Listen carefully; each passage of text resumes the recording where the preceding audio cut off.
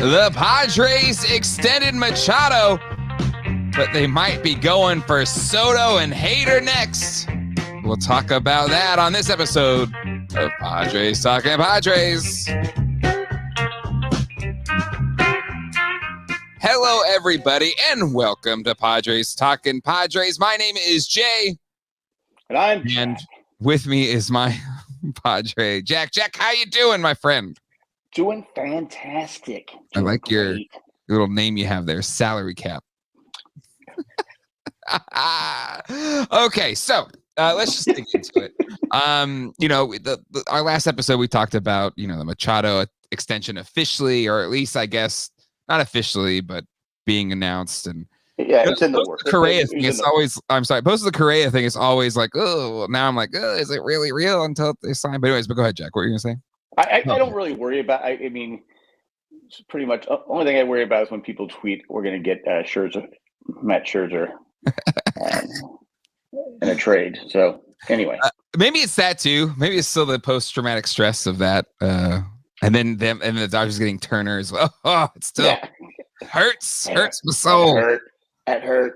But that is not our current existence, Jack, because John Heyman, and you take that with a grain of salt, had this tweet the other day.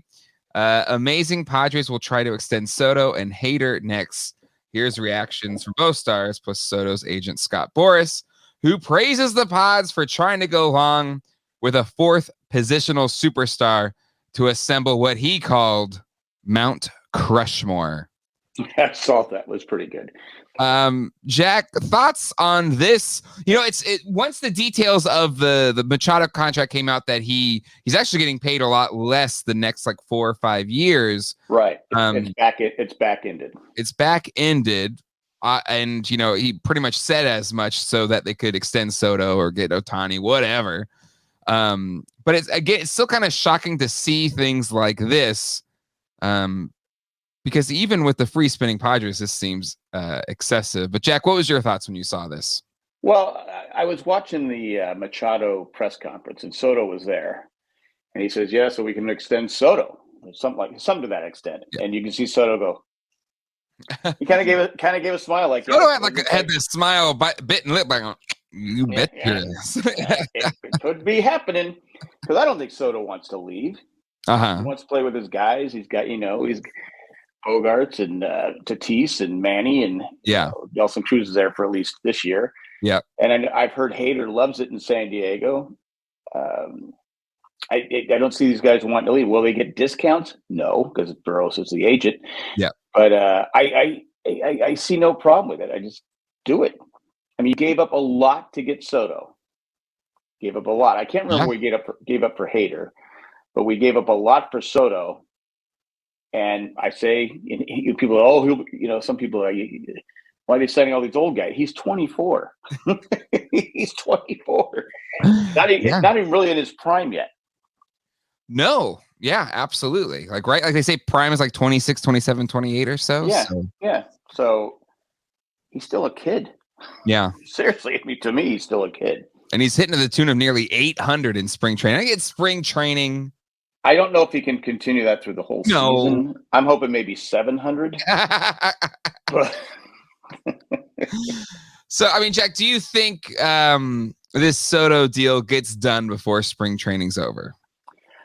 I would think if it's going to get done, it would happen before spring training. I think Seidler's he's all in. He's like, I think it's going to get done. If it's going to get done, it'll happen before the season starts. Like I said, it's a touchy. We talked about last time. If Soto doesn't get at what point do you go? Okay, we need to trade him. Sure. To get recoup our farm system and stuff like that. Because you can get a boatload of players for him. But if you can sign him to another big contract, that's 4 big contracts, and you just have to worry about Grisham and Cronenworth and Kim again. Kim signed through next year, right? Yeah, I think we have both Cronenworth and Kim through next year. Okay, and then you have to worry about some bench players, and of course, the pitchers are all we look at Harrell coming up. We got was it Salas coming up? We got plenty of people. Yeah, and you got Suarez. Everyone crapped their pants when they saw the contract he got. Yeah. And it's a bargain. It's 5 years, 45 million, something like that. Yeah. Yeah. And if people are like, oh my God, how do you pay a reliever that much money? Well, that was a bargain. Yeah, and so let's transition to that because Soto, that one makes perfect sense. He's a generational talent. You gave up so much for him. You did. I mean, you gave up. Gore, some of those guys, Axel, Woods, like you gave a whole bunch. Abrams, one or two of those guys going to pan out. Yeah, I think Woods out of all of them are probably the one that panned out the most. So it looks like Hassel kind of tanked after the trade, but this Hader being a part of it shocks me just because the Padres, they signed Suarez, who was kind of like the Hader insurance. We got Hader for this year. He's going to want a lot of money. We can't have everybody, but like, is there a world where we extend Soto and Hader? Like, is that just? I mean, it's a dream, but it's a dream. I mean, look, you wouldn't have to worry about your bullpen. I mean, you always have to worry about your pitching. I mean, you always have to worry about players and stuff. Players get hurt and all that stuff. But can you imagine signing Hader and having Suarez again? We at the tail when Hader got on in a groove last season. At first he struggled, but when he started hitting his mark, 8th and 9th inning were ours. Oh yeah.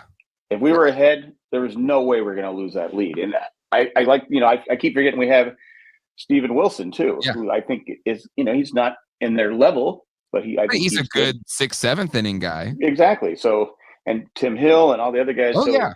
The bullpen right now on paper is money. Mm-hmm. And Hader wants some of it. And that's fair. Well, I mean, we didn't take him to arbitration. We're not the Brewers. No. And he seems very happy. If you watch, I love the spring training, little question videos in the morning. Yeah. I love Soto's "Good morning" has become a big thing all over the Twitter. He took my old Twitter saying. But to me, he seems to be really enjoying himself. And Jack, I don't know how many times you rewatched the last 3 outs of the NLDS against the Dodgers. But I rewatched it at least once a week. And I don't know about once a week, but I do it from time to time. I watched it actually last week. Someone posted it on Twitter last week, and I watched it again. And when he strikes out, it's Freeman, right, to win the game. Well, it's Betts, Turner, Freeman, and Freeman. Yeah, it's like, man, he was just money. I mean, he's just when he's on the mark, he's the. Mets fans will say Diaz, and Diaz is a. I mean, come on, he's top. Well, let's compare the two. That or Diaz coming out in, was it the 8th inning, down 4 runs and still doing his intro? Was there anything sadder in the postseason? No, the Mets. What are you going to do? Come on, Mets are going to. Come on, Mets. I love how you never saw Trevor Hoffman, Hall of Fame pitcher Trevor Hoffman. They didn't do Hell's Bells when he was coming in, and the Padres weren't ahead. Yeah. I know it's not Diaz's fault. Whoever was doing the music or whoever decided that was a boo-boo. That was a boo. Yeah, it's like you kind of you biffed it there, buddy. Yeah. So.